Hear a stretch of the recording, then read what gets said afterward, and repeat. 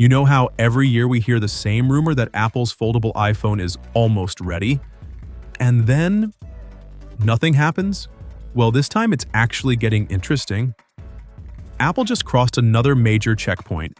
And if things keep moving at this pace, the company's first foldable might finally be closer than any of us expected. So here's what's new. For years, the biggest headache for Apple has been the display. They apparently scrapped design after design because none of them met their one non-negotiable requirement: absolutely no crease. And while Android brands have made huge progress, even the best foldables today still have some kind of dip or shadow down the middle. Apple wasn't having any of it. But now, reports say Apple has locked in a final display setup and pushed the device into pre-production.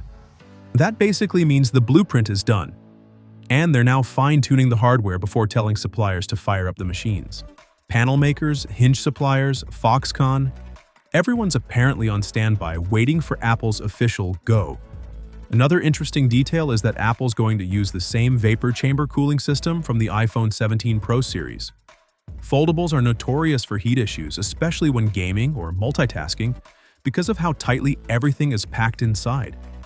If Apple pulls this off, the iPhone Fold could be one of the first foldables that doesn't feel like a toaster during heavy use.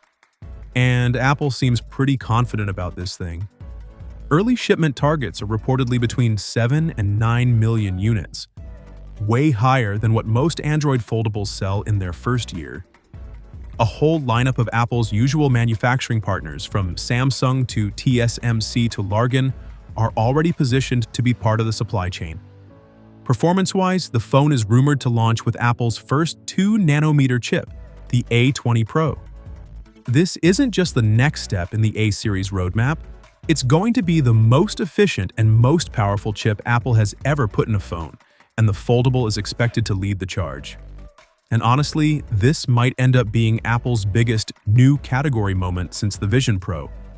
Yes, they're late, but Apple has this superpower where being late doesn't matter as long as the product lands with impact.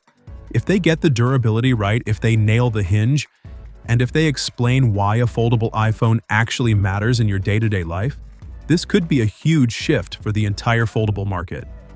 Of course, the price is the wild card. Most predictions put it somewhere between $2,000 and $2,500, making it the most expensive iPhone ever. Analysts don't all agree, though. Some say it could start closer to $1,800. And apparently the hinge cost is dropping thanks to smarter design and Foxconn scale, so Apple might have some room to play with the final price. Or they might just keep the savings as profit. Either way, the big questions now are simple. How durable will it be? How much will it cost? And how is Apple going to position this thing next to the regular iPhone 18 lineup? The answers to those three things will decide whether Apple becomes the leader in foldables the same way it became the leader in smartphones, or whether this becomes one of those rare Apple missteps. But I want to know what you think. Is a foldable iPhone something you'd actually buy, or is this just Apple chasing a trend too late? Drop your thoughts down below, and as always, thanks for watching. I'll catch you in the next one.